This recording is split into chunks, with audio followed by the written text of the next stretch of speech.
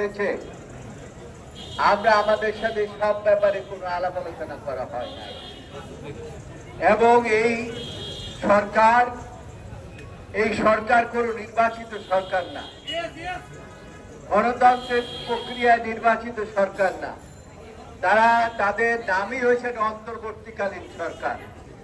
তারা অন্তর্বর্তীকালীন যে কাজগুলো না করলেই নয় সে সমস্ত কাজ করবেন এবং গণতান্ত্রিক ভাবে কাজ করবেন।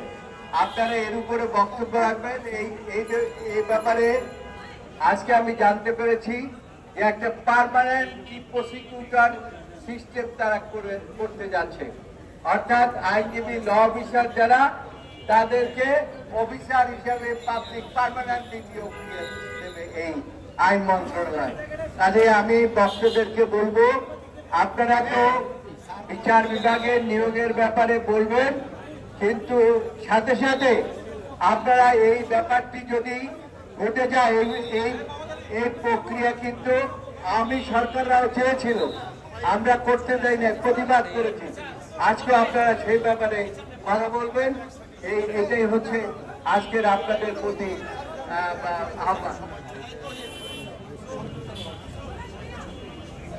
প্রিয় সাথীরা,